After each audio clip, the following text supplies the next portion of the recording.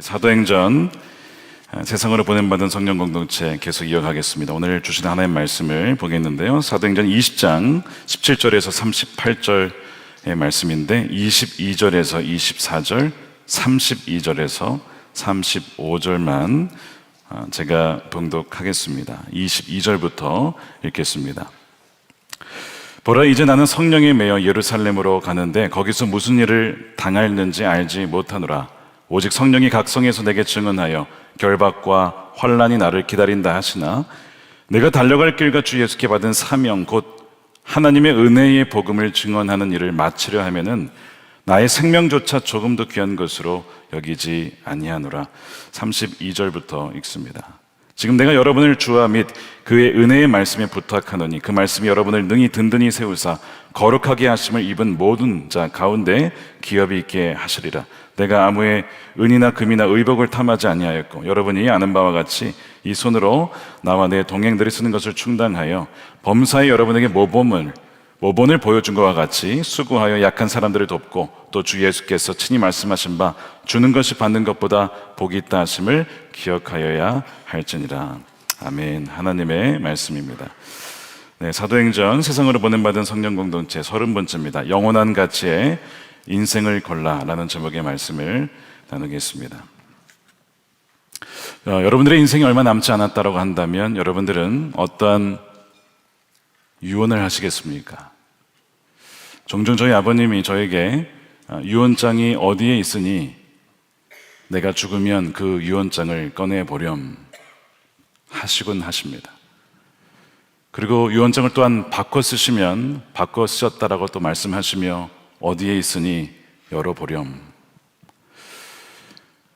아버님의 죽음의 때를 생각하면 마음이 아프지만 모든 사람은 죽게 된다는 것이 성경의 진리입니다. 오늘 본문 말씀에 보면 사도 바울의 이 이야기가 꼭 유언 설교와 같습니다.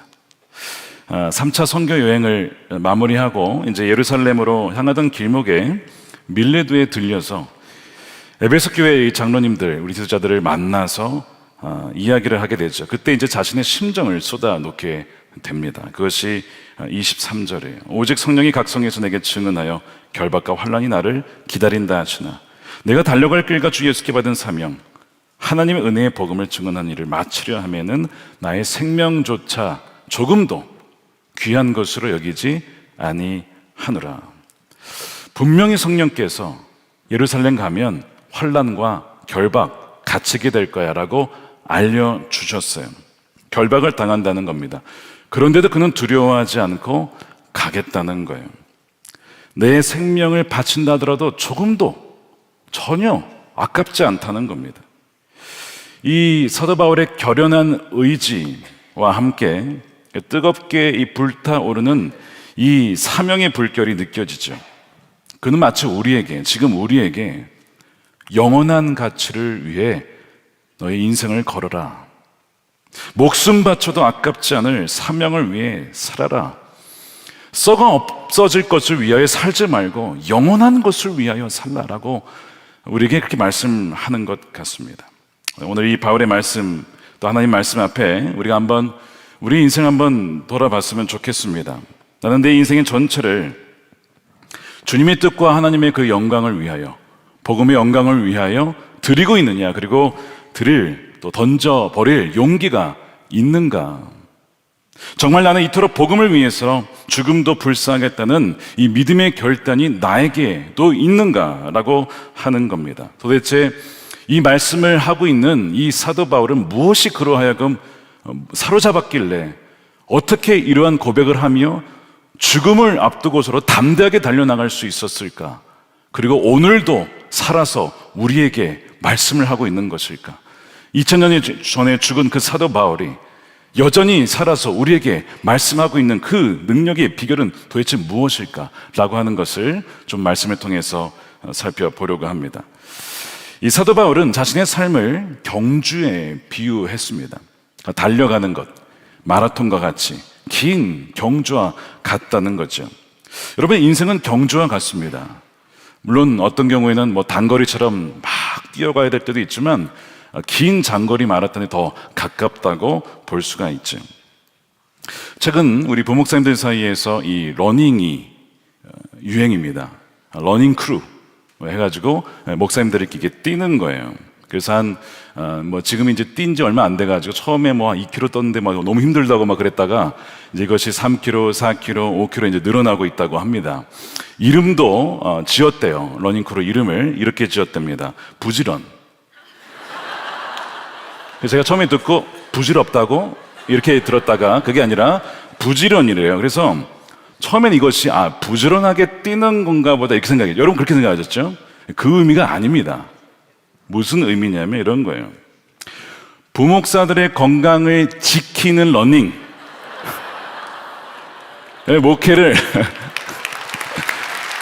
목회를 더 잘하기 위해, 성도님들을 더 말씀과 기도로 더 양육하기 위해, 돌보기 위해 뭐가 필요합니까? 건강이 필요한 거예요. 그래서 건강을 지키기 위해 뛰는 것이 러닝이다. 부목사님들의 건강을 지키는 러닝이다 라고 이름 한번 기가 막히게 지어요. 하여튼 이름은.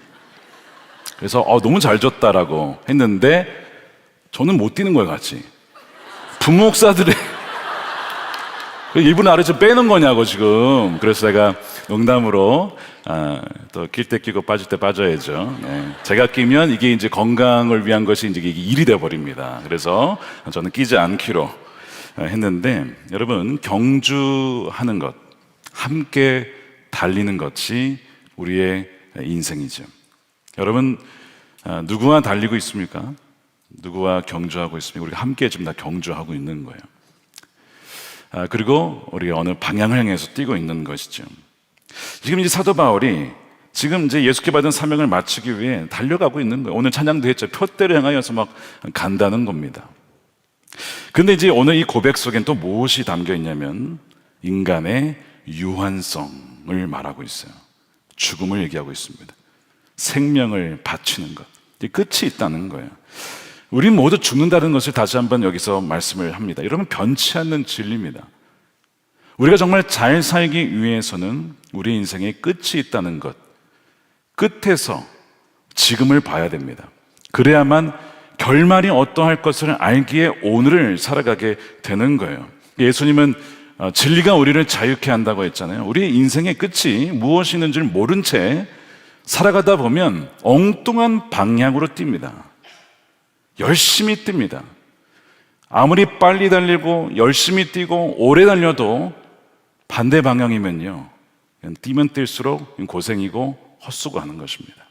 그 방향이 얼마나 중요한지 몰라요.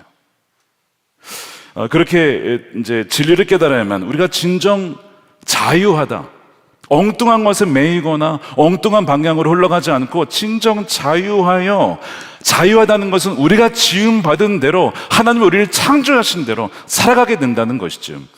진리가 자유케 되어주는 이 밤이 되기를 축복합니다. 주님의 이름으로 축복합니다. 그러므로 우리가 이 진리를 깨닫고 우리에게 맡겨진 인생의 경주가 무엇이며 방향이 무엇인지를 분명히 알아야 된다는 거예요. 저는 이번 주에 두 번의 전혀 다른 장례식장을 다녀왔습니다. 한 분은 80여 생을 사신 분이었어요. 그리고 다른 한 장례는 3살짜리 여아의 장례였습니다. 지난주 우리 교회에 등록하신 새가족입니다. 두 장례식은 전혀 공통점이 없어 보였어요. 80여 생 사신 우리 권사님의, 우리 교우는 아니지만 장례식이었고, 또 여기는 또 전혀 또 다른 삶을 살았던, 공통점이 전혀 없는 장례식처럼 보였지만 여러분 공통점이 있었습니다. 첫 번째는 죽음이라고 하는 것입니다. 나이에 상관없이 주님이 부르실 때 우리는 가야 된다라고 하는 죽음을 마주합니다. 목회자로서의 어떤 유익이라 할까요? 울 때 함께 울 수 있는 자리에 있을 수 있다는 것, 동시에 죽음을 보며 나의 죽음을 대비할 수 있고 준비할 수 있다는 겁니다. 유한한 인간, 유한한 인생이라는 것을 장례식장에서 보게 돼요. 또 하나의 공통점은 천국 소망입니다.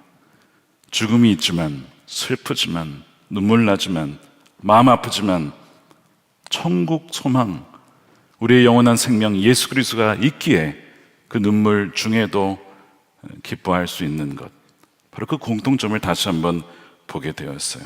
여러분, 사실 여러분들이 지금 이제 추구하고 원하고 얻고자 하는, 특별히 우리 청년들 생각해 보세요. 죽음 앞에서 영원합니까?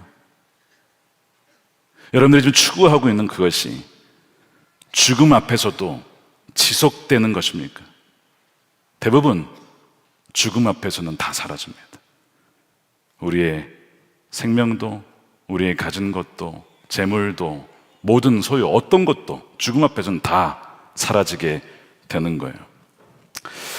저는 이번 한 주를 보내면서 다시 한번 저희 죽음을 생각했습니다. 그리고 어떻게 나의 삶을 정말 주님의 영광을 위해, 하나님 나라 위해, 복음을 위해 살 수 있을까? 그리고 잘 산다는 것이 무엇이고 잘 인생을 마무리한다는 것이 뭘까? 그런 고민을 말씀을 준비하면서 자연스럽게 하게 되었습니다. 말씀드린 것처럼 우리 모두는 오늘이 될지 내일이 될지 내년이 될지 10년이 될지 20년 후가 될지 모르지만 모두 죽는다는 것은 변치 않는 진리입니다. 젊다고 해서 오래 사는 것도 아니고 또 오래 사셨다고 해서 아직 끝난 게 아닙니다. 여전히 선택하고 결단하고 달려가야 될 길이 남아있기 때문에 그래요. 그러니까 사도 바울은 오늘 본문에 보니까 내가 얼마나 더 오래 살 수 있을까에 별로 관심이 없었어요. 어떤 오래 사는 삶, 어떤 양적인, 인생의 양적인 측면보다는 질적인 거, 짧게 살더라도 정말 퀄리티 있는, 정말 하나님 보시기에 참 잘 살았다라고 할 수 있는 그 삶을 어떻게 살아갈 수 있을까를 그는 고민했던 것이죠. 우리가 맞닥뜨린 현실도 마찬가지입니다. 사실 삶이 너무 바쁘고 힘들고 하다 보니까 이 죽음이란 이 화두, 중요한 문제인데 우리가 잘 떠올리지 못하고 또 떠올리고 싶어 하지 않습니다. 근데 참 아이러니하게도 잘 살려면 종착지를 봐야 됩니다. 종착지를 봐야만 잘 살 수 있어요. 왜? 방향을 보는 거거든요. 우리가 지금 어디로 향하고 있느냐, 우리가 어디를 향해 달려가고 있는지를 방향을 봐야 잘 뛸 수 있고 오래 뛸 수 있고 인내할 수 있고 갈 수가 있는 것이죠. 사도 바울이 예루살렘으로 떠나기 전에 그가 걱정하는 것은 내가 갇힐 것이다, 환난이, 그게 중요한 게, 그게 만약에 하나님 뜻이라면 난 가겠다 이거예요. 하나님 나를 그런 과정을 통해서 하나님께서 영광을 받으실 수 있겠다면 기꺼이 내 삶을 드리겠다 라고 지금 그런 고백하는 것이죠. 그 자신의 안위, 내 인생의 미래 이런 걱정이 아니에요. 그는 오히려 걱정하는 게 있다면 뭐였냐면요, 내가 떠나고 남겨둘 성도들에 대한 걱정이 있었어요. 성도들, 어떤 걱정들이냐, 이리 때가 와서 해칠 수 있다는 걸 그가 알았습니다. 그것이 29절이에요. 내가 떠난 후에 사나운 이리가 여러분에게 들어와서 그 양떼를 아끼지 아니하며 또한 여러분 중에서도 제자들을 끌어 자기를 따르게 하려고 어그러진 말을 하는 사람들이 일어날 줄을 내가 아노라. 이게 지금 걱정이 되는 거죠. 그래서 뭐 했냐면 지난 3년간 그러므로 여러분이 일깨어 내가 3년이나 밤낮 쉬지 않고 눈물로 각 사람을 훈계하던 것을 기억하십시오. 내가 이렇게 될 것을 알기에 지난 3년간 여러분 정신 차려야 됩니다. 하나님 원하시는 방향대로 살아야지 헛된 방향으로 쫓아가시면 안 되고, 이리가 와서 여러분들이 속일 때에 그것이 이단이든 그것이 세상의 세속적인 헛된 욕망에 의해 살아가는 어떤 목표이든 간에 무엇이든 여러분들이 속지 않도록 하기 위해 내가 진리의 말씀으로 밤낮 할 것 없이 눈물로 훈계했다는 거예요. 왜 울었을까요? 그렇게 가면 안 된다는 거예요. 그렇게 살면 안 된다는 거예요. 그 길을 가면 죽는다는 겁니다. 지옥으로 간다는 것입니다. 그 마음에, 애절한 마음에, 영혼에 대한 애통하는 마음에 눈물로 그가 말씀을 전했다고 하는 거예요. 참, 자기가 지금 죽을 수도 있는 상황 속에서 누가 누구를 걱정하는지, 이게 목회자의 마음이구나, 이게 양떼를 맡은 자의 심정이어야 하는구나. 우리 목사님들 와 계시지만 우리가 이런 바울의 마음, 우리 그리스도 예수 그리스도의 심정, 이 마음을 우리가 정말 담기를 원합니다. 그래서 이 엉뚱한 길로 빠질까봐, 헛된 가치의 인생을 드릴까봐 걱정하는데, 사실 이렇게 되는 일이 그럼 있습니다. 있으니까 바울이 지금 그렇게 걱정했던 것이거든요. 무슨 얘기냐면, 경주를 갔는데 마지막에 이 피니싱 라인에 다 오는 게 아니라는 거예요. 아니에요. 엉뚱한 곳에 가는 이들이 생각보다 많다는 겁니다. 많다는 거예요. 자, 마지막에 주님께서 기다리고 있어요. 잘했다, 착하고 충성된 청아, 참 잘했다라고 주님이 이렇게 맞아 주셔야 되는데, 어리석은 자요 라고 그렇게 혼나고, 어두운데 슬피 울며 이르가는 이가 있을 거라는 것입니다. 여러분, 다 그렇게 살지 않아요. 다 정말 끝이 좋은 게 아니라는 것입니다. 제이 로버트 클린턴이라고 하는 이 플러신학교의 리더십 교수님이셨는데 지금 은퇴하셨습니다. 이분이 성경 인물 한 800명을 연구를 했는데, 이제 그 중에서 한 50명 정도가 이제 좀 디테일하게 이 성경이 기록되어 있기 때문에 그들의 인생을 분석을 했어요. 방향성을 제대로 잡고 소위 유종의 미를 잘 거둔 사람들이 이 인물들 중에 몇 프로나 될까 알아본 겁니다. 3분의 1밖에 되지 않습니다. 그러니까 3분의 2는, 그러니까 셋 중에 2명은 끝이 좋지 않은 거예요. 여러분, 이거는 굉장한 숫자입니다. 여러분 보세요. 셋 중에 둘은 마지막에 좋지 않고 착하고 충성된 종이라는 이야기를 듣지 못한다는 얘기예요. 확률상 지금 여기 앉아 계신 분들 중에 3분의 2면 대다수입니다.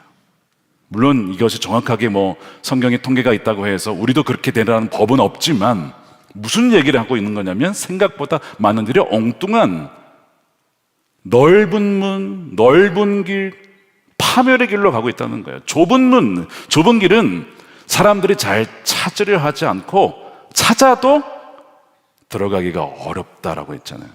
그게 똑같은 얘기거든요. 그걸 발견했어요.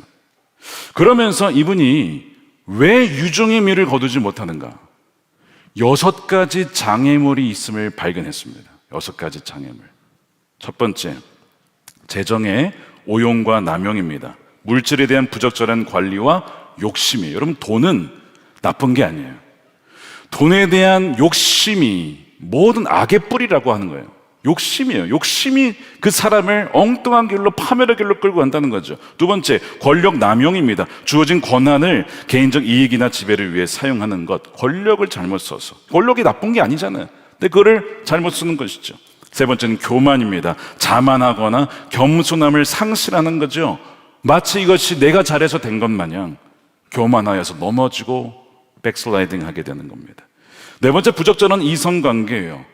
하나님께서 허락하신 만남이 있고 이 부부관계 안에서만 성을 지켜야 되는데 이것이 그 바깥으로 샘이 흘러나가는 겁니다. 도덕적 순결성을 상실하게 되는 것. 다섯 번째, 가정의 문제. 그게 부부의 문제든 자녀의 문제든. 마지막 여섯 번째가 정책인데, 이건 뭐냐면 소위 쉽게 얘기하면 비전을 잃어버리는 겁니다. 방향성을 잃어버리는 거예요. 잘 나가다가 중간에 뭔가 좀 이루어졌다라고 해서 이제 됐다 싶어서 경주를 스탑을 하거나 멈춰버리는 거예요. 성장을 멈춰버리고 경주를 멈춰버리는 것입니다. 이게 6번째 원인이더라는 것이죠. 혹시 6가지 이 장애물들 중에 지금 여러분들이 경험하고 있는, 마주하고 있는 장애물이 혹시 있지는 않은지 한번 점검해 보셔야 돼요. 혹은 없어도 앞으로 곧 마주할 수 있는 장애물이 뭔지를 보셔야 됩니다. 이것이 3분의 2나 마지막까지 유종의 미를 거두지 못하도록 하는 장애물이었다는 거예요. 예를 들어 솔로몬이라는 인물을 보세요. 다윗의 아들이에요. 다윗의 아들이라고요. 나라를 물려받았어요. 그가 처음에 어떤 기도를 합니까? 하나님, 저는요 지혜가 없어서 구할 때 권력이나 돈이나 이런 거 구하지 않았어요. 하나님, 저는 지혜가 부족하니까 백성들을 판결하기에 지혜가 부족해서 저에게 지혜를 주십시오. 그래야 우리의 백성들을 정말 하나님의 뜻대로 다스리기를 원합니다. 하나님이 감동을 받았어요. 너가 부나 권력이나 명 이런 걸 구하지 않고 지혜를 구하다니. 내가 너가 구하지 아니한 것까지 줄게. 그래서 부와 권력과 명예를 막 다 주셨죠. 다 가진 자입니다, 솔로몬이. 다 가진 자.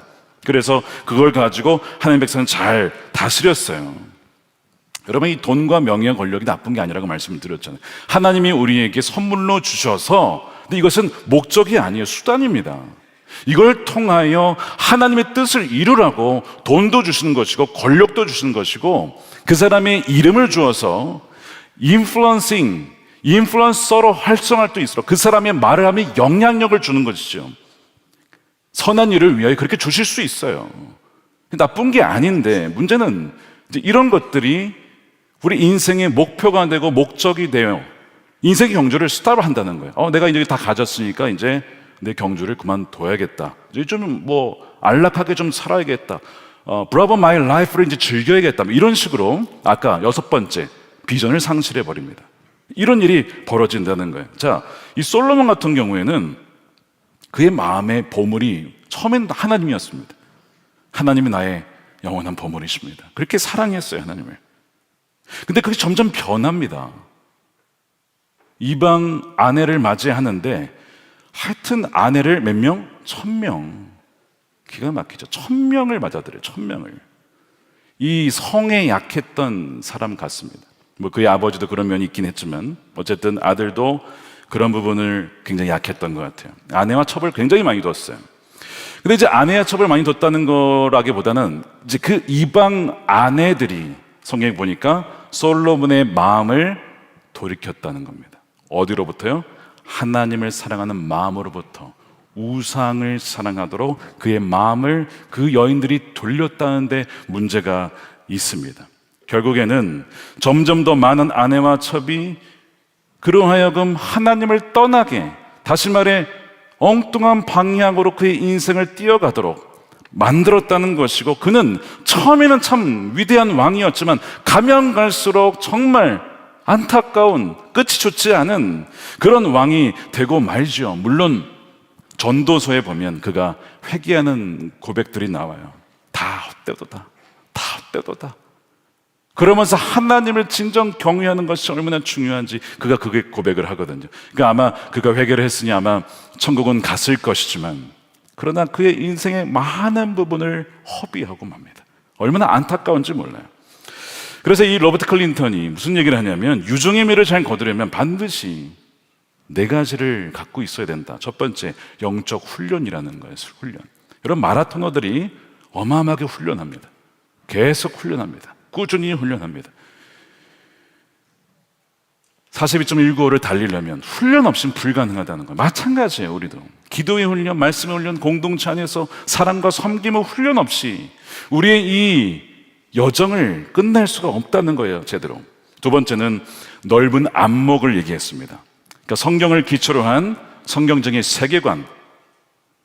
많은 사람들이 죽으면 끝인 줄 알고 스스로 목숨을 끊거나 그런 이들이 참 너무나 안타깝죠. 죽으면 끝인데 성경은 뭐라 합니까? 한 번 죽은 것은 정해진 것이면 그 후에는 심판이 있다, 천국과 지옥이 있다는 거예요.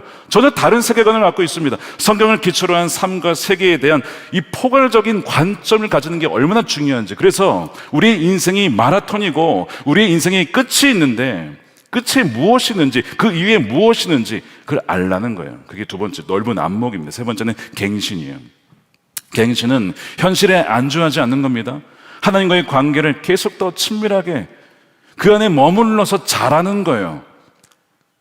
그러나 어떤 분들은 과거의 추억을 돌이키며 신앙생활을 합니다. 내가 과거에 이렇게 뜨거웠어, 내가 과거에 이렇게 참 열심히 했었어, 혹은 과거에 경험했던 하나님으로부터 이자를 받아서 신앙생활을 해요. 과거의 이자는 있어요, 어느 정도. 그러나 원금이 늘어나진 않아요. 새로운 하나님과의 동행은 없어요. 경험이 없는 거예요. 지금 역사하시는 하나님은 아닌 거예요. 과거의 하나님이죠.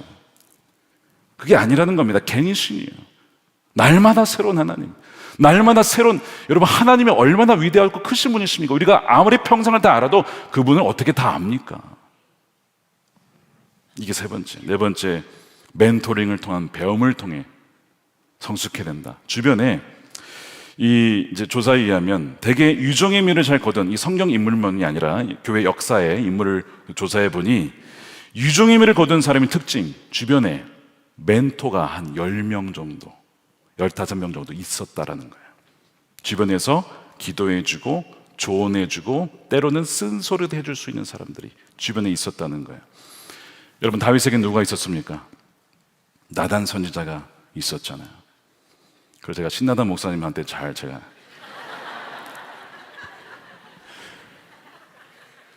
주변에 선지자가 있어야 됩니다.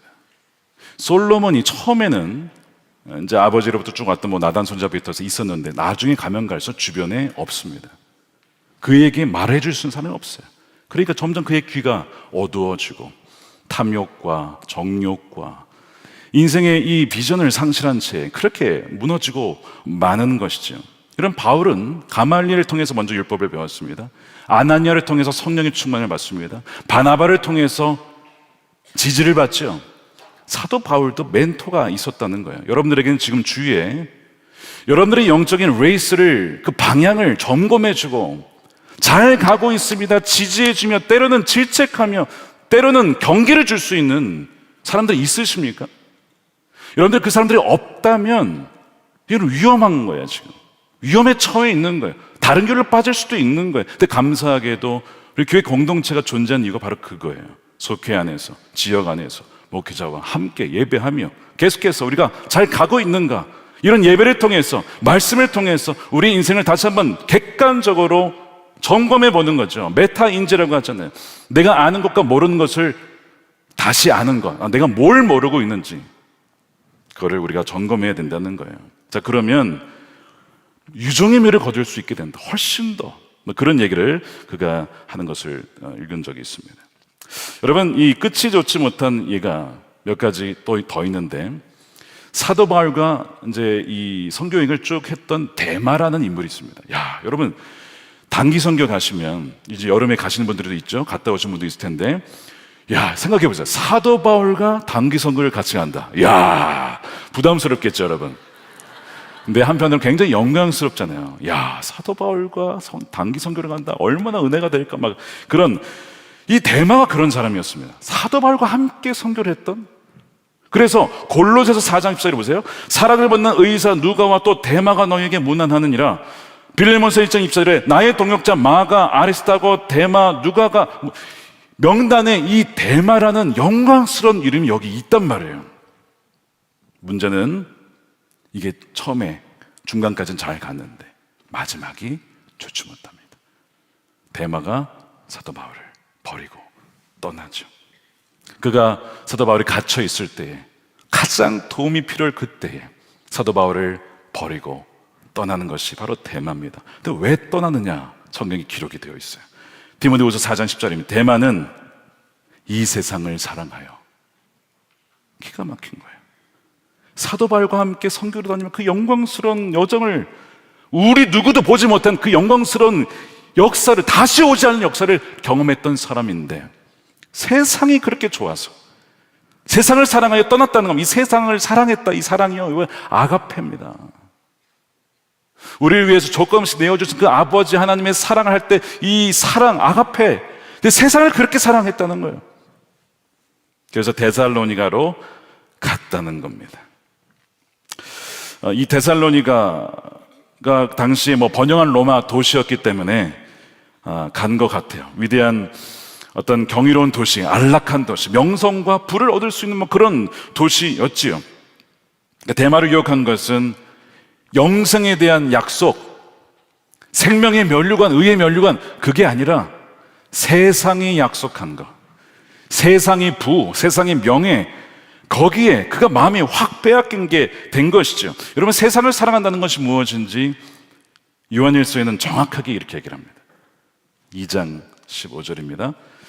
이 세상이나 세상에 있는 것들을 사랑하지 말라. 여러분, 물론 여러분, 성경은 세상을 무조건 부정적으로만 보지 않습니다. 하나님의 세상을 이처럼 사랑하사, 모든 피조물을 하나님이 지으신 거기 때문에 하나님이 사랑하시는데, 그 중에서도 하나님을 반역하여 하나님으로부터 멀어지게 하는 그 모든 것을 세상이라고 또 표현을 합니다.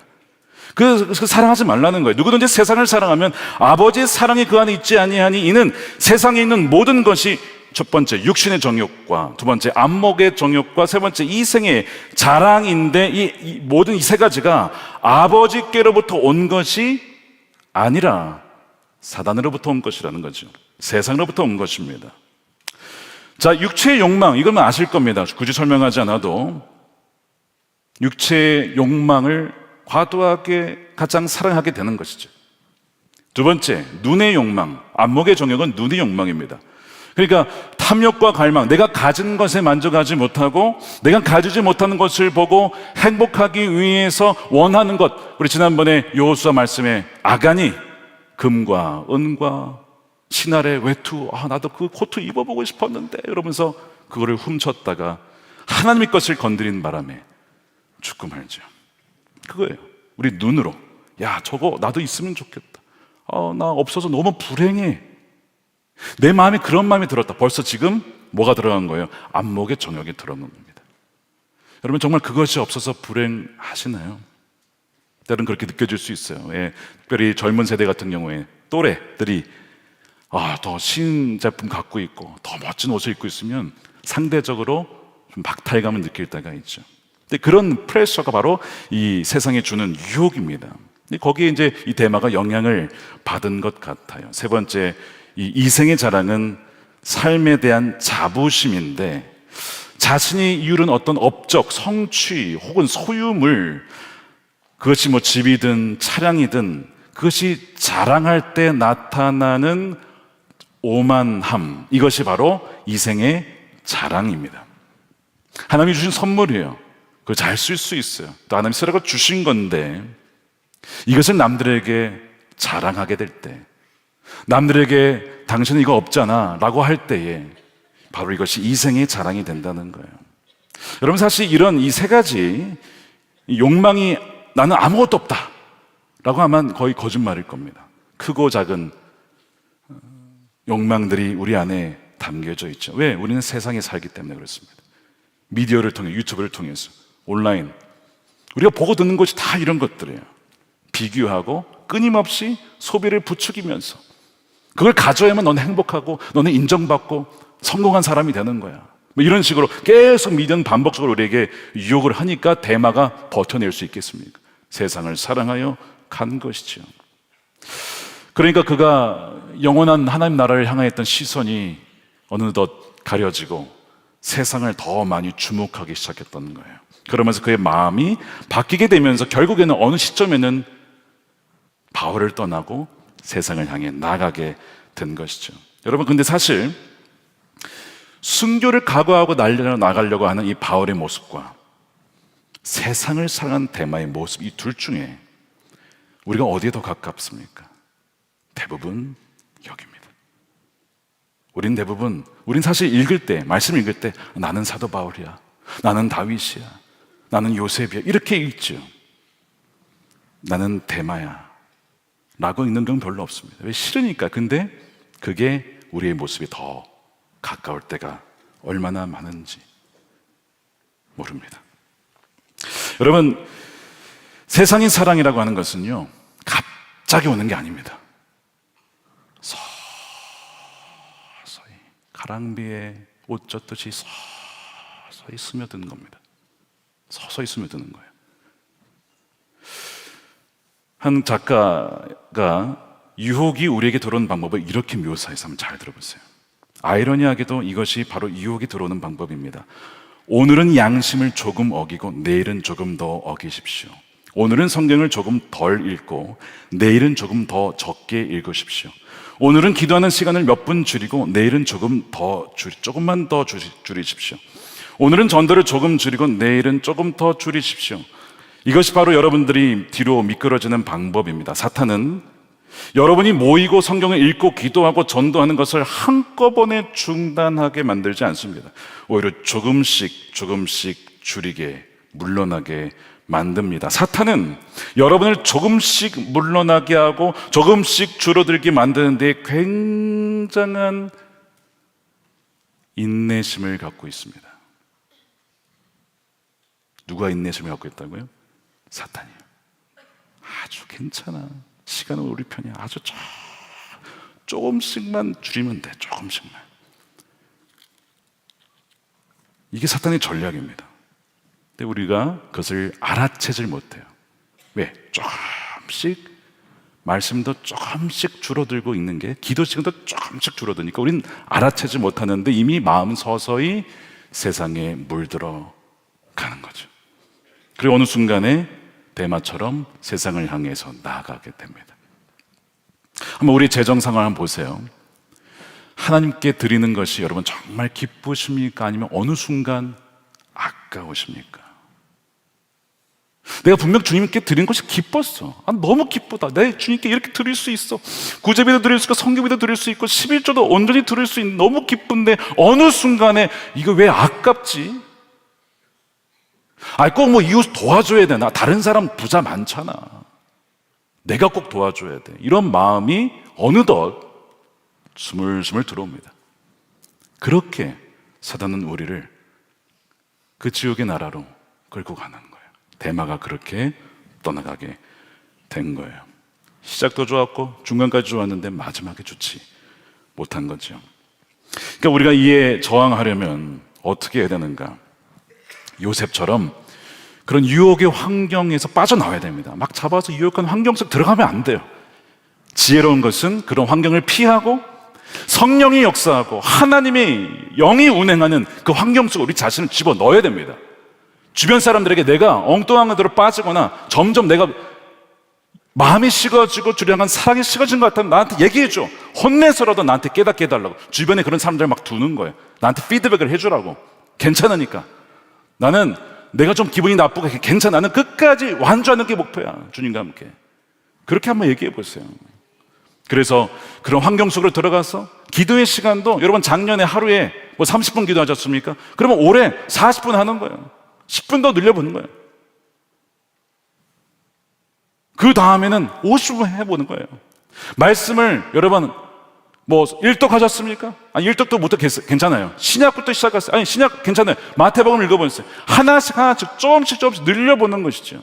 마귀의 전략은 줄이는 거라니까요. 그럼 우리는 반대로 하면 되잖아요. 조금씩 늘리면 되지 뭐. 우리는 갑자기 늘려면 부담스럽잖아요 다. 그럼 우리는 조금씩 늘리면 되지 뭐. 이게 지혜인 거예요 여러분. 그런데 혼자 하기 어려우니까 공동체 안에 들어가야. 왜요? 같이 뛸 때 저는 이제 러닝보다 저는 주로 자전거를 바이스클 탔는데 혼자 이 자전거 타는 것보다 같이 탈 때 훨씬 더 쉽습니다. 왜냐? 앞에 가는 사람이 바람을 막아주거든요. 저항의 한 30몇 프로를 앞에 사람이 다 막아줘. 죄송하지만 이게 표현을 피를 빤다는 표현을 씁니다. 앞 사람은 저거라 힘들어. 그 저항이 너무 세니까. 뒤인 사람은 저항이 없이 그냥 가는 거예요. 쉽게 가요. 같이 가야 돼. 그러다가 힘들면 앞 사람이 맨 뒤로 빠지고 뒷 사람이 다시 앞에 섭니다. 이런 식으로 계속 바꿔가면서 장거리를 가는 거예요. 그래야만 오래 갈 수 있거든. 동일한 원리입니다. 서로에게 서로 힘이 되어주는, 격려해 주는 거예요. 그러니까 지금 이 사도 바울이 누가도 있죠, 실라도 있죠, 디모데도 있죠. 팀이잖아요. 팀. 혼자 한 게 아니라고. 팀으로 이루어서 가게 되는 것이잖아요. 그러면서 쭉 달려가게 되는 거예요. 더 나아가서 사도 바울이 그 비결이 뭐냐? 끝까지 그가 이렇게 달려갈 수 있었던 비결이 무엇이냐면 그는 끝을 본 사람이에요. 이 인생이 끝난 다음에 뭐가 있는지를 이미 봤어. 그 어마어마한 걸 봤어. 그렇기 때문에 오늘 전혀 미련이 없는 거야. 내가 오늘 죽어도 난 당장 가고 싶어. 나는 지금 난 당장 가고 싶은데 여러분들을 위해서 남는 것이 유익하니까 남는 건데 난 당장 죽어도 나는 전혀 여한이 없어. 이미 그 하늘나라를 봤는데 뭐 나는. 그러면서 그가 무슨 얘기를 합니까? 고린도후서에 12장이 나오죠. 무익하나마 내가 부득불 자랑하노니 주의 환상과 계시를 말하리라. 내가 그리스도 안에 있는 한 사람을 아노니. 자기를 얘기하는 거예요. 그는 14년 전에 셋째 하늘에 이끌려 간 자라. 그러면서 3절에 내가 이런 사람을 아노니 4절에 그가 낙원으로 이끌려 가서 예수님께서 오늘 너가 나와 함께 낙원에 있으리라 했는데 그 낙원으로 이끌려 가서 말로 표현할 수 없는 말을 들었으니 사람이 가히 이르지 못할 말이로다. 그는 이미 천국을 봤어요. 그리고 들었습니다. 그리고 돌아온 거예요.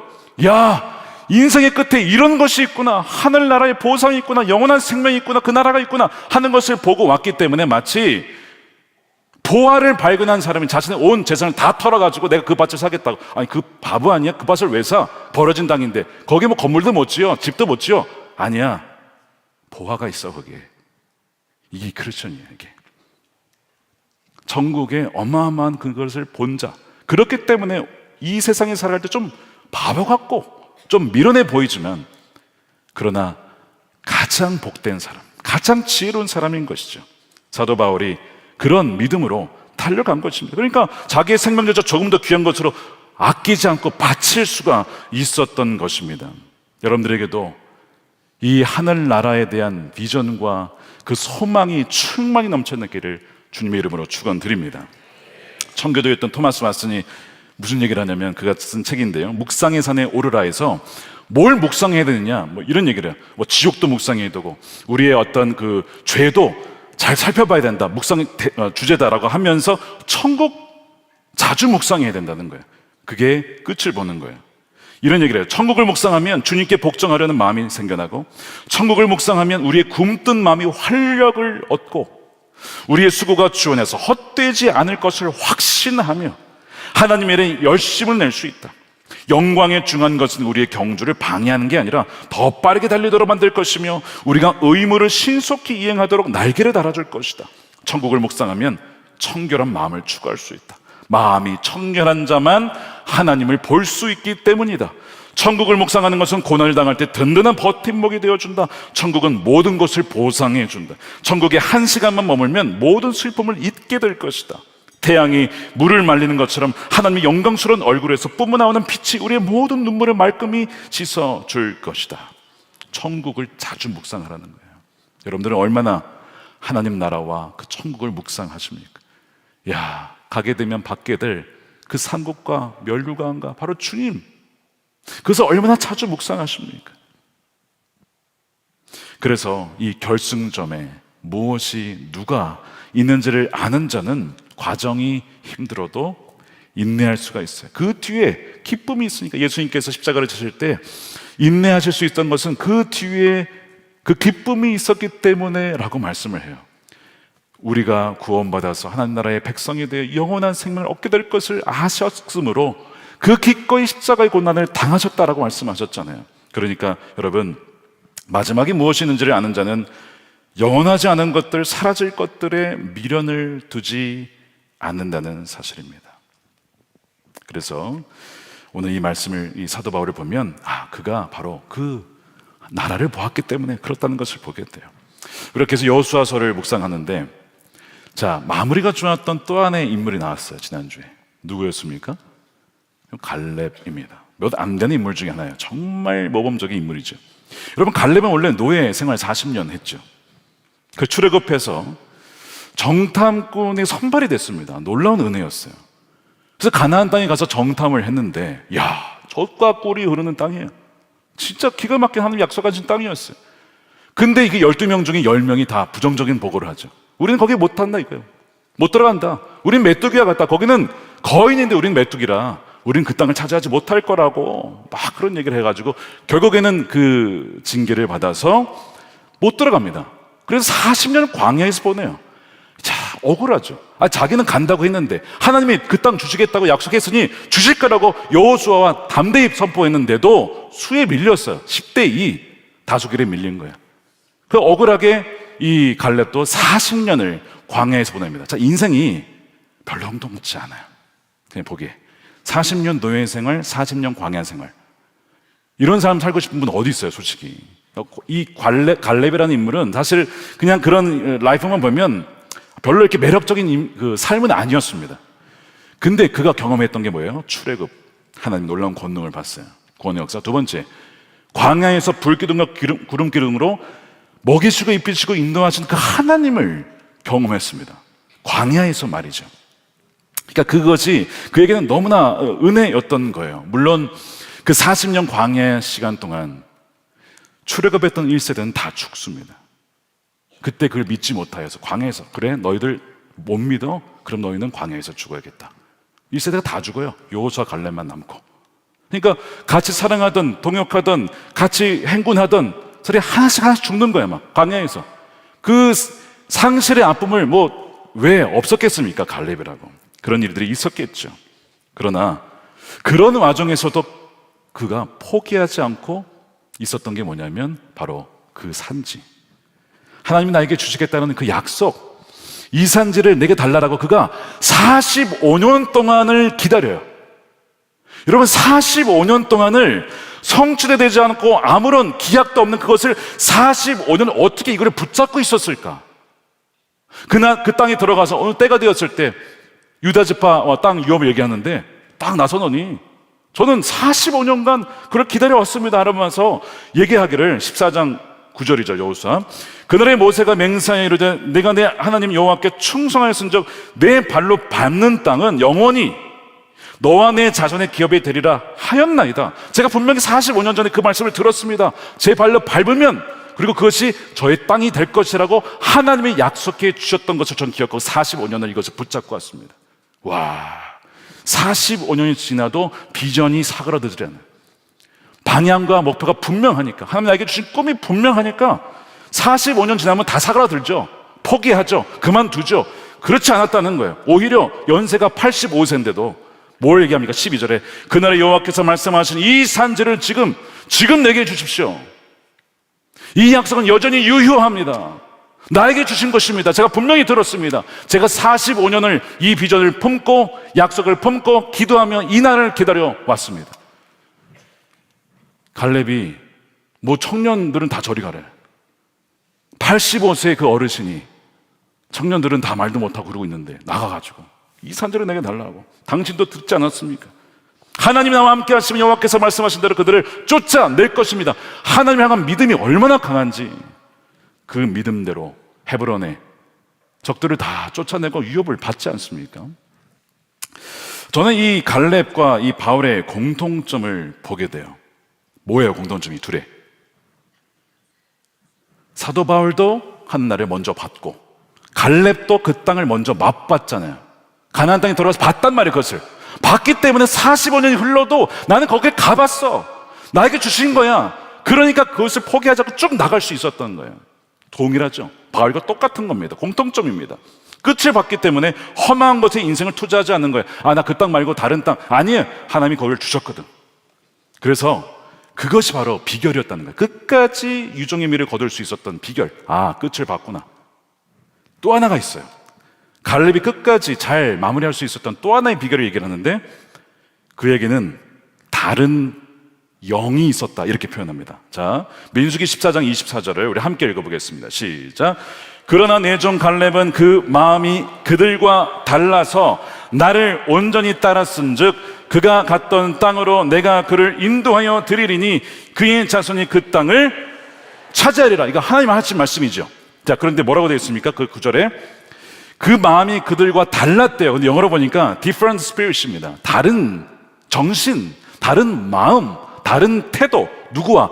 다른 출애굽 백성들과 달리, 세상 사람들과 달리 different spirit을 갖고 있었다는 거예요. 자, 이것이 뭘 말하는 것일까?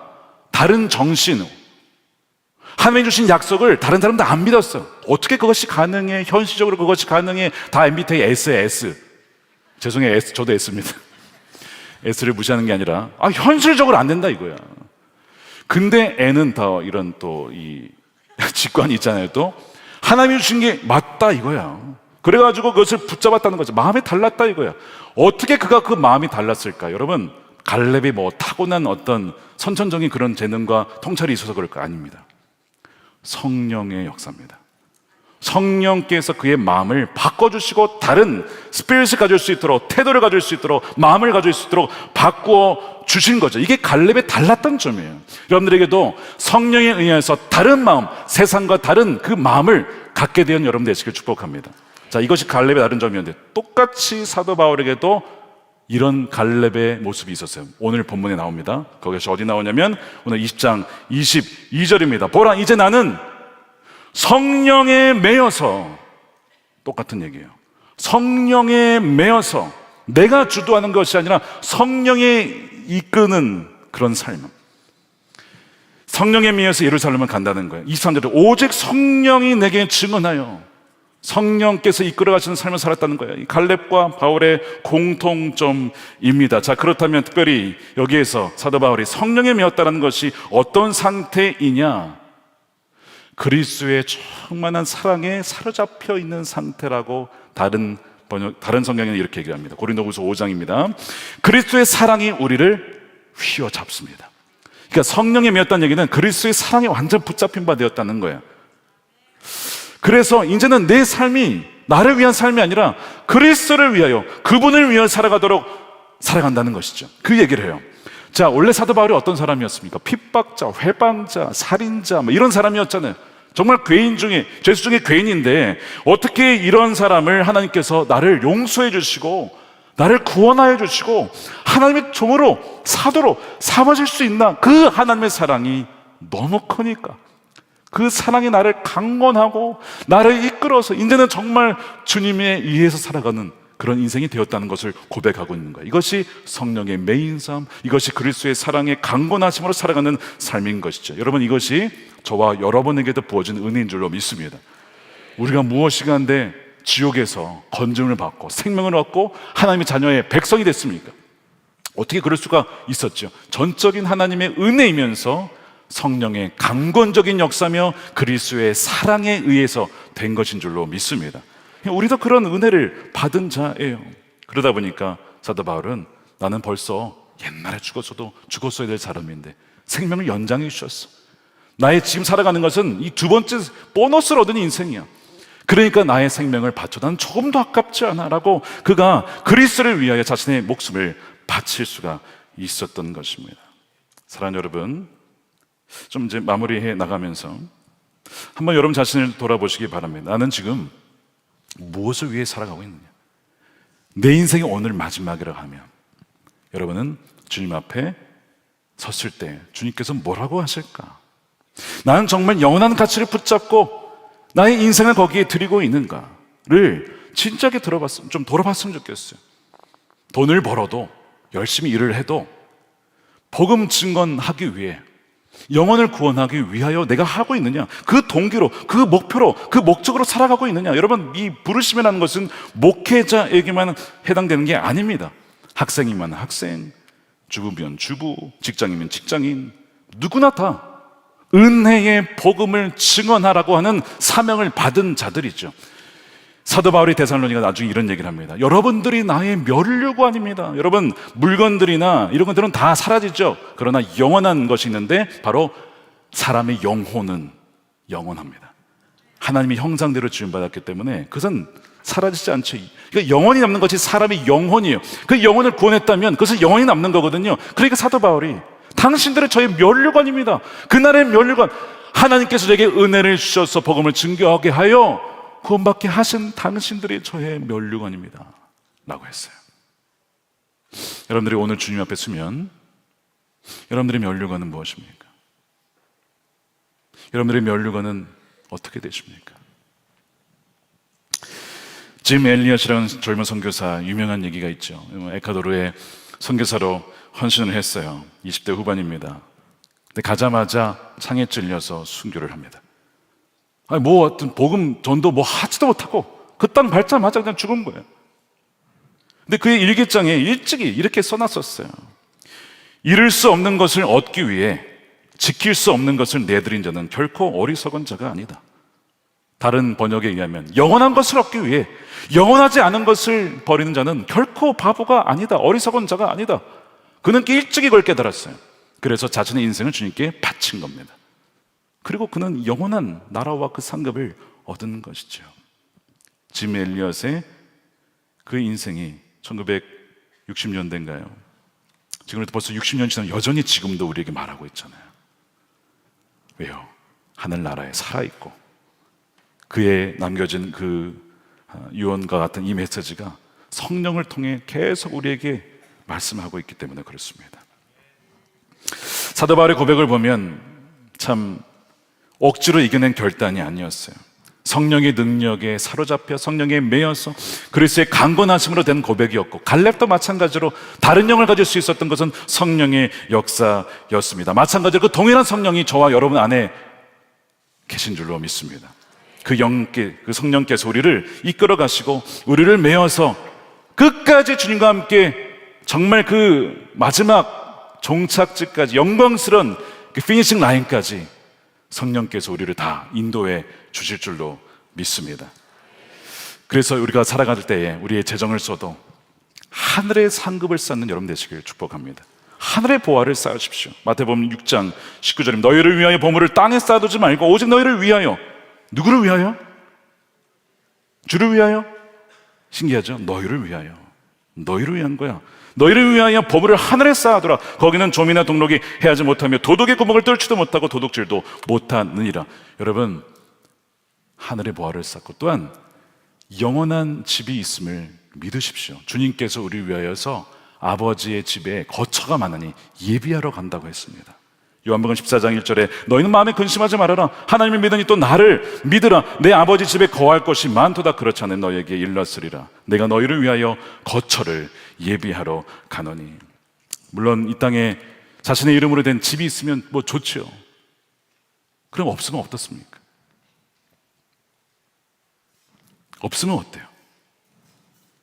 하나님께서 우리를 위해서 영원한 집을 주셨는데, 영원한 집을 예비해 주셨는데, 우리는 잠시 왔다가는 나그네 인생이잖아요.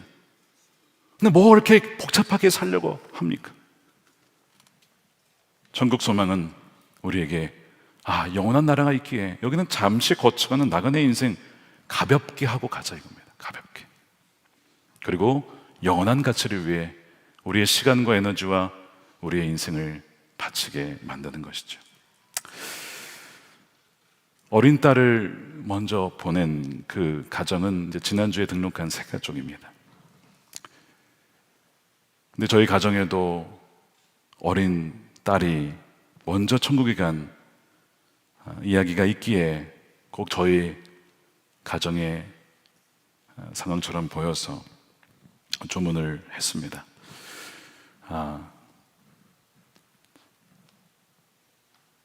빈소에 갔더니 뽀로로 장난감과 인형들이 놓여 있었어요. 그리고 그 아이의 사진과 함께 살아있을 때 보지 못해서 너무나 미안한 마음이 있었습니다.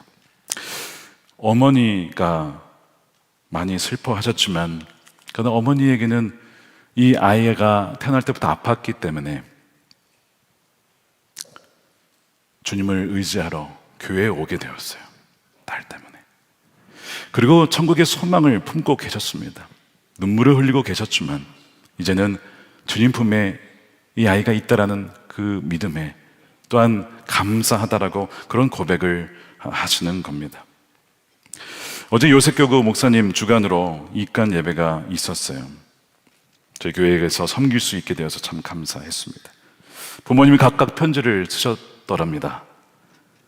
아이가 태어날 때부터 면역력이 약했기에 한 번도 뽀뽀를 해주지 못했다고 해요. 그렇게 모두가 눈물바다가 있는 가운데 제 아버님이 믿음이 좀 없으셨던 것 같은데 그때 그곳에서 딸에게 다시 만나자라고 고백을 하시더랍니다. 저는 이제 그 이야기를 들으면서 이 딸이 천국에 먼저 가면서 아빠에게 주님께서 그 딸을 통해 아빠에게 영원한 생명을 선물로 주고 갔구나 라는 것이 믿어졌어요. 아빠의 마음에 천국의 소망을 붙잡도록 했기 때문에 그렇습니다. 여러분, 우리의 사명은 은혜의 복음을 증거하여 지금도 복음을 알지 못하는 이들이 주님을 믿고 영원한 생명을 누리며 영원한 그 나라에 갈 수 있도록 하는 그 사명이 우리에게 주어져 있습니다. 지금도 너무나 많은 사람들이 주님을 알지 못한 채 죽어가고 있습니다. 소망 없이 살아가고 있습니다. 주님께서 저와 여러분에게 이 은혜의 복음을 증언하는 사명을 맡겨 주셨습니다. 사도 바울의 고백처럼 내가 달려갈 길을 마치고 주 예수께 받은 사명을 완수하는 것, 그것이 내 생명보다 귀하다라고 하는 이 놀라운 귀한 고백이 저와 여러분의 고백이 되기를 주님의 이름으로 축원드립니다. 오늘 이 저녁에 우리 함께 찬양하고 우리 기도했으면 좋겠습니다. 특별히 우리 표대를 향하여 우리에게 주어진 사명의 경주를 우리가 달려나가면서 대마나 또 솔로몬이나 롯처럼 엉뚱한 곳으로 빠지지 않고 혹은 레이스를 중단하지 않고 끝까지 우리에게 주어진 사명을 완수하여 주님 앞에 설 수 있는 자가 되기를. 우리 함께 우리 찬양 부르면서 우리 고백하는 마음으로 주님께 올려드리겠습니다.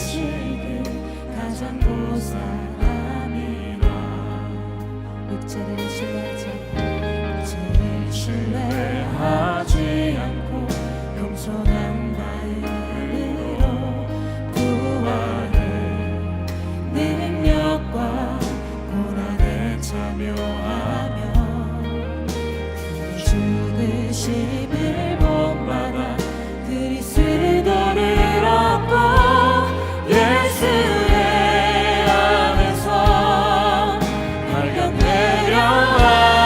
두 손 들고 찬양합니다. 표대를 향하여, 표대를 향하여 그리스도 예수 안에서 푸른 산을 위하여 달려가노라.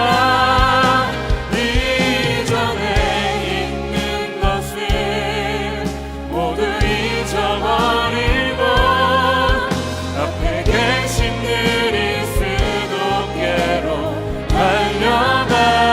표대를 향하여, 교대를 향하여 그리스도 예수 안에 구름의 상을 위하여 달려갑니다. 산을 위하여 달려가노라. 이전에 있는 것을 잊어버리고 이전에 있는 것을 모두 잊어버리고 앞에 계신 그리스도께로 달려가. 한 번 더 찬양합니다. 표대를 향하여, 교대를 향하여 그리스도 예수 안에 그렇습니다. 구름의 상을 향해 내 산을 위하여 달려가노라. 이전에 있는 것을 모두 잊어버리고 앞에 계신 그리스도께로 달려가노라. 교대를 향하여 그리스도 예수 안에서 푸른 산을 위하여 달려갑니다. 달려가노라. 이전에 모두 잊어버리고 모두 앞에 계신 그리스도께로 앞에 계신 그리스도께로 달려가노라.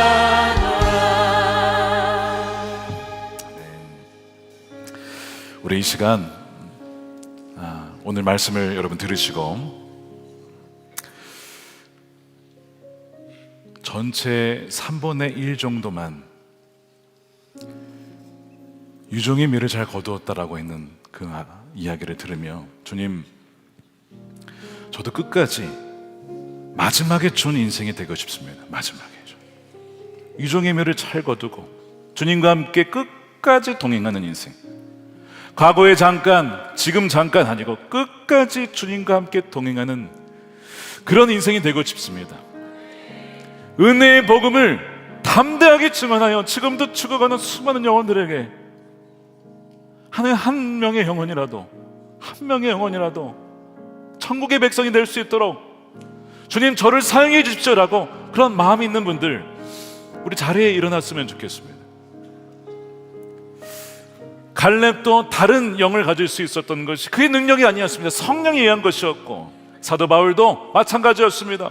성령의 메인만 해요. 그리스도의 그 사랑이 너무 컸기에 주님, 제가 무엇인데 나를 택하여 구원하여 주시고 주의 자녀 삼아주시고 제자 삼아주시고 주의 종으로 삼아주셨습니까? 그것이 너무 감사해요. 자신의 인생을 기꺼이 조금도 아끼지 않고 드렸던 그 사도 바울의 인생처럼 주님, 저도 그렇게 써주시기를 원합니다. 주여, 나를 사용해 주시고 나의 시간과 물질과 달란트와 모든 것 주님이 나에게 잠깐 맡겨주시고 나에게 선물로 주신 인생인데, 주여, 나를 주의 영광을 위하여 마음껏 사용하여 달라고 우리 주여 한번 외치고 간절히 기도하도록 하겠습니다. 주여, 주님, 오 주님, 아버지 그렇습니다. 아버지 하나님, 주님, 끝까지 유종의 미를 거두며 나아가는 하나님의 존귀한 자녀들이 되게 하여 주옵소서. 솔로몬처럼 부와 영예와 권력과 아버지 그로 말미암아 하나님을 잊어버리고 하나님을 떠난 자가 없게 하여 주시옵시고, 롯과 같이 소돔과 고모라로 나가는 인생, 세상을 자랑하여 빠졌던 대마처럼 살아가지 않게 하시고, 오 아버지 하나님, 주의 영광을 위하여 달려나갈 수 있도록 하나님 인도하여 주시옵소서. 하나님 아버지, 나를 사용하여 주셔서 하나님의 영광에 달려나갈 수 있도록 하나님 인도하여 주시기를 원합니다. 하나님, 나를 통하여 그 영광을 받아 주시옵시고, 하나님 주의 이름만 드러나소서. 주의 이름만 넘김을 받아 주옵소서. 정도에 탈락함이 없게 하여 주옵소서. 뒤로 넘어지는 자 없게 하여 주시고, 넘어졌다면 다시 돌아오게 하는 은혜, 다시 돌아오게 하시는 은혜, 붙잡아 주신 하나님의 은혜로 다시 서게 하여 주시옵소서. 오 주님, 아버지 날려나갈 수 있도록 하나님 은혜의 몸을 시원하게 누릴 수 있도록 우리 입술을 여러 단지 여러 사용하여 주시옵소서. 할렐루야. 아버지 찬양합니다. 오 주님, 우리 삶에서, 가정에서, 학교에서, 일터에서 하나님 나라를 향한 신실한 주민들이 되게 하여 주옵소서. 우리 유한한 인생, 한번 죽으면 끝나는 인생, 천국과 지옥이 있음을 알고 증거하는 증인들이 되게 하여 주시옵소서. 우리 계속해서 기도하겠습니다. 우리 첫 번째 기도 제목인데요, 첫 번째 기도 제목을 두 번째로 하고 우리 두 번째를 세 번째로 이렇게 하겠습니다. 우리의 시선이 늘 주님을 향하고 영원한 그 하나님 나라와 천국을 바라보는 것이 얼마나 중요한지 모릅니다. 우리가 운전을 해도 목적지를 생각하고 전방을 바라보며 가고, 뜀박질을 해도 그 목표를 향해서 달려가죠. 우리의 시선이 무엇을 보고 어디를 향하느냐가 너무나 중요합니다. 주님, 우리의 눈을 이 땅에 일시적인 만족이 아니라 영원한 가치, 하나님 나라와 예수 그리스도 그 영광을 바라보는 그 시선이 되게 하여 주시옵소서. 세상을 바라보다가 유혹에 흔들리지 않도록 우리를 붙잡아 주시옵시고, 광야에 있었던 백성들을 계속해서 애굽을 뒤돌아봤어요. 애굽으로 차라리 돌아가자고, 과거로 돌아가자고, 과거가 좋았다라고. 그런데 성령으로 충만했던 여호수아 갈렙은 아니야, 과거는 지나간 거야. 우리에게 미래가 주어졌잖아. 말씀이 주어졌잖아. 약속이 주어졌잖아. 우린 달려가야 돼. 우리 힘으로 그걸 차지하는 건 아니야. 하나님이 우리와 함께 하심으로 우리에게 주셨잖아 라고 성령에 사로잡힌 바 되어 선포하며 주위의 사람들도 그 길로 계속 달려나갈 수 있도록 주여, 우리를 통해 그 일을 이루어 주시옵소서. 생명까지 기꺼이 내어드렸던 헌신과 순종의 길을 걷게 하여 주시고, 그리스도의 사랑이 우리를 강건하여 끝까지 달려가는 힘이 내 힘이 아니라 성령의 능력을 깨닫고 날마다 성령의 도우심을 의지하며 달려나갈 수 있도록 역사해달라고 주여만 외치고 기도하겠습니다. 주여, 하나님 아버지 감사합니다. 주님, 할렐루야. 아버지 관련을 하시나요? 복음의 영광을 향하여 달려갈 수 있도록 모든 결정과 삶의 방향이 하나님 나라를 향하여 달려갈 수 있도록 하나님 인도하여 주시옵소서. 하나님, 우리 시선이 주를 향하여 나가기를 원합니다. 주님을 주목하기를 원합니다. 하나님을 향하기를 원합니다. 오 아버지, 할렐루야. 주님 달려나갈 수 있도록 역사하여 주시옵소서. 하나님 어때를 향하여 달려나갑니다. 우리 설주를 향하여 나가기를 원합니다. 하나님 말씀과 기도 가운데 거하며 하나님 나라의 백성들이 되게 하여 주시옵소서. 주님 말씀과 기도로 늘 주님을 주목하며 하나님과 나를 바라보며 더욱더 선명히 바라볼 수 있도록 하나님 인도해 주옵소서. 모든 결정과 삶의 방향이 영원한 나라를 바라보며 우리의 선택과 결정이 하나님 뜻 가운데 이루어질 수 있도록 인도하여 주시옵소서. 할렐루야. 아버지 주여 찬양합니다. 오늘 성령에 따라 민감하게 달려나가게 하시고 하나님 아버지 감사합니다. 주님 그 믿음으로 달려나갈 수 있도록 역사하여 주옵소서. 그 나라와 영광을 묵상하며 아버지 천국을 바라보며 아버지 하나님 삼천층을 보아서 하나님 주의 그날을 보게 하소서. 하나님 아버지 우리에게 그 영광을 바라보며 날마다 달려나갈 수 있도록 하나님 인도해 주시고 하나님 영광을 받아 주시옵소서. 할렐루야. 아버지 영광을 보며 나아갑니다. 오 주님 할렐루야. 내 마음을 치유하며 나아갑니다. 우리에게 간절한 마음과 진정함으로 하나님 인도해 주시옵소서. 할렐루야. 하나님 오늘의 말씀에 따라 살아가게 하시고 환경과 여건이 아니라 하나님의 뜻 가운데 살아갈 수 있도록 주여 인도하여 주시옵소서. 주님 오늘 말하지 않게 하소서. 하나님 기꺼이 원하는 남산이 나갈 수 있는 남자를 도하여 주옵소서. 할렐루야. 주님 오 주님 아버지 하나님 주님의 아버지를 나가게 하시고 오직 성령께서 오영령께서 우리에게 말씀하신 그대로 이루어 주옵소서. 우리 오늘도 우리 강단 위에 올라와서 기도하실 분들은 올라와서 기도하시면 좋겠습니다. 오늘도 우리 안수 기도가 필요하신 분들은 나오시면 여러분들 위해서 사랑의 마음으로 기도해 드리도록 하겠습니다. 마지막으로 기도하겠습니다. 마지막으로 기도할 때 오늘 성경에 사도 바울이 고백하기를 계속 성령에 매여서 내가 간다. 오직 성령에서 내게 증언하여 나에게 말씀하신다. 그런 얘기를 합니다. 환경과 여건이 아무리 열악하고 힘들어도 그게 중요한 게 아니었어요. 성령께서 내게 무슨 말씀을 하셨는가? 그거였습니다. 갈렙에게도 마찬가지였어요. 그 약속이 얼마나 오랫동안 성취가 안 되었는가, 그러니까 그것이 안 된다, 그게 아니었어요. 45년 동안 하나님의 성령으로 나에게 말씀하신 그 약속은 여전히 유효하며 여전히 그 땅은 나에게 주어진 땅이다라고 선포했을 때 너의 그 믿음대로 갈렙이 그 땅에 주어졌습니다. 마찬가지로 오늘 이 시간 고백할 때 주님 우리가 너무나 환경과 여건과 두려움에 휩싸여 있습니다. 주여 우리의 모든 두려움과 의심과 염려를 이 시간 다 쫓아내 주시옵시고 이미 약속하신 그 말씀 그대로 얼마나 오래 지났든지 상관이 없이 얼마나 여건이 어렵든지 상관이 없이 하나님의 말씀은 항상 옳으시고 반드시 이루어질 줄로 믿습니다. 오늘 그 약속에 붙잡혀서 성령의 사로잡힌 바 되어 살아가는 우리가 되게 해달라고 주여 3번 외치고 기도하겠습니다. 주여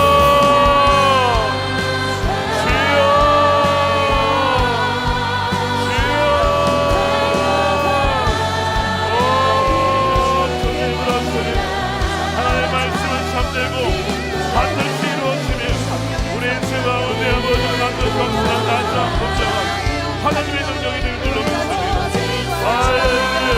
주여 갈렙이 다른 나라가 됐던 것처럼 사대바울이 성령의 매일도 오직원의 나를 들었다. 그러나 성령의 매일만을 향하여 그의 여정을 아름답게 존귀하게 영광스럽게 아버지 하나님 앞에 했던 것처럼 우리의 인생도 그렇게 사기를 원합니다. 그렇게 되기를 원합니다. 성도는 하나님과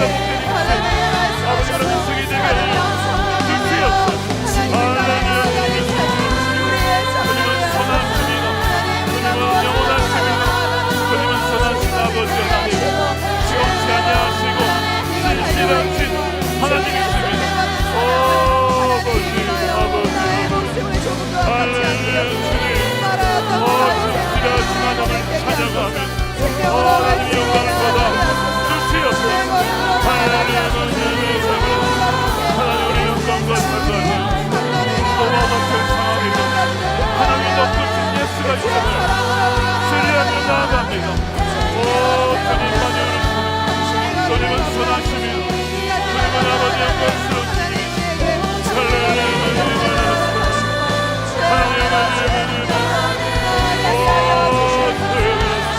우리 모든 아버지를 수고하시는 머리가 성령으로 충만케 하소서. 성령으로 충만케 하소서. 마음으로 돌아보지 아니하고 이미 이룬 것 돌아보지 아니하고 이미 얻어 따라보지 아니하고 교회를 향하여 주 예수의 영광을 향하여 달려나가는 하나님의 백성들이 되게 하여 주옵소서. 나의 믿음대로 되시지어다. 나의 믿음대로 되시지어다. 할렐루야.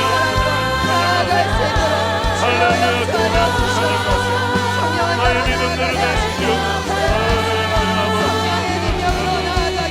하나님 천국의 가운데 비전을 주시고 꿈을 주시고 소망을 주시고 능력을 주시고 성령의 선함을 더해주시며 약속의 말씀을 붙잡고 주님과 함께 달려나갈 수 있는 끝까지 영들을 마무리하는 하나님의 백성들이 다 되게 하소서. 한 명도 나무자 탈락자 무력자 되게 없게 하여 주옵소서. 하나님 모든 게 뜻만 없게 하여 모든 배우는 자 앞에 후회하는 자 없게 하소서. 하나님 지금까지 믿음의 경주를 달려가게 하소서. 완주하게 하소서. 사망하지 않게 하소서. 교만하지 않게 하소서. 자신의 경험과 의지하지 않게 하소서. 가진 것을 의지하지 않게 하소서. 주를 떠나서는 너희가 아무것도 할 수 없습니다. 나를 떠나서는 아무것도 할 수 없습니다. 아버지 주여 하나님 모하는 백성들 되게 하소서. 할렐루야.